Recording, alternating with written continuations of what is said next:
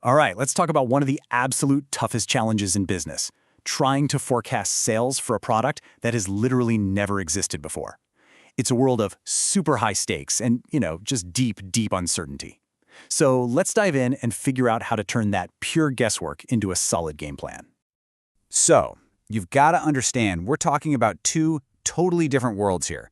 Forecasting sales for something like Coca-Cola, that's kind of like predicting the sunrise. You have decades of rich, stable data to work with.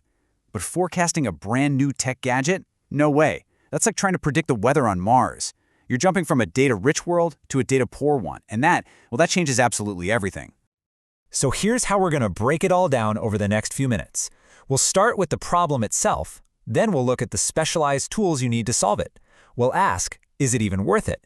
Then we'll build a step-by-step playbook, and finally, figure out how to keep score. Okay, first up, a tale of two products. Let's get crystal clear on why the methods you're probably using for your existing stuff are pretty much guaranteed to fail you when you're launching something new. Now take a look at this table. The really fascinating part here is that models row.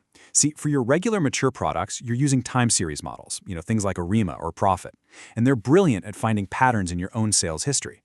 But for a new product introduction, an NPI, that history just isn't there. It doesn't exist.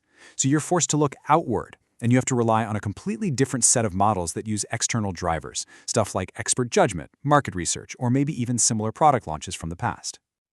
And that leads us perfectly into our second section, the new product toolkit.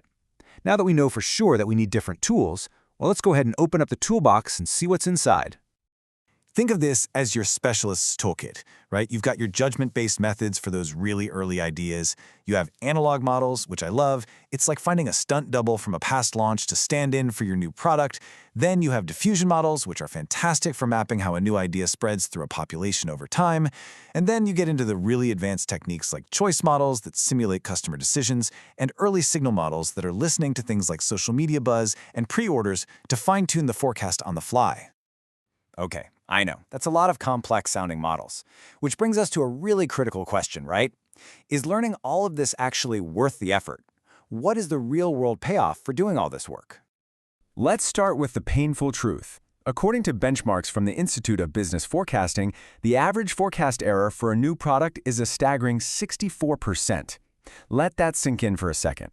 That means if you predicted you'd sell 100 units, you're just as likely to sell 36 as you are 164. I mean, that level of wild uncertainty will absolutely crush a supply chain. But, and this is a big but, here's the good news. That 64% error rate, it is not your destiny. What the data shows us again and again is that by moving from the simple basic models to the advanced toolkit we just talked about, you can realistically expect to slash that error by 10 to 30 percentage points. That's a massive improvement. And this chart just says it all, doesn't it? You can move from a baseline approach that gets you an error rate way up at 64% down to a well-run advanced process that can bring that error down into the 30s. This is the difference between flying completely blind and having a real, data-driven navigation system for your launch. So that brings us to the heart of our explainer today. Section 4, your launch phase playbook. This is where we put it all together and sequence those tools into a practical, step-by-step guide. This is what to use and when to use it. Think of it like a 3-act play. Act 1, pre-launch. Here, you're using analog and choice models to build out a range of scenarios, your pessimistic case, your most likely case, and your optimistic case. Acts 2, the early weeks. As soon as that first real sales data starts trickling in, bam, you switch over to a Bayes diffusion model to map that early adoption curve. And finally, Act 3, stabilization. As the product matures after a couple of months, you layer on machine learning models to explain those week-to-week ups and downs, and you start to gradually blend back toward your more traditional forecasting methods. And that brings us to our final section, the final scorecard. Because listen, a great playbook is useless if you don't keep score. So how do you actually measure success and create a cycle where you're constantly getting better?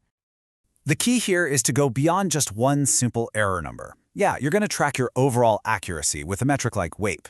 But you also have to track bias. Are you consistently guessing too high or too low? You need to track the real-world impact through your fill rate. And this is critical. You track calibration. How often did reality actually fall within your optimistic and pessimistic scenarios? That tells you if you truly understand your risk. And here are the targets you should be aiming for. With a well-run process, you should be shooting for a WAPE somewhere between 20 and 40% and a bias of less than 10%. That's a huge improvement from that 64% baseline we saw earlier. This is what good actually looks like. So, if you remember nothing else from our time today, just remember this 3-step mantra. Analogs first, to set your initial range. BAS spine next, to model the adoption curve after launch. And causal for volatility, to explain the weekly wiggles. That is the core of a modern new product forecasting engine. Which leaves us with one final question to think about. After seeing this whole structured approach, I want you to take a hard look at your own process. Is your forecast just a guess someone typed into a spreadsheet? Or is it a dynamic, multi-stage game plan that's actually designed to win?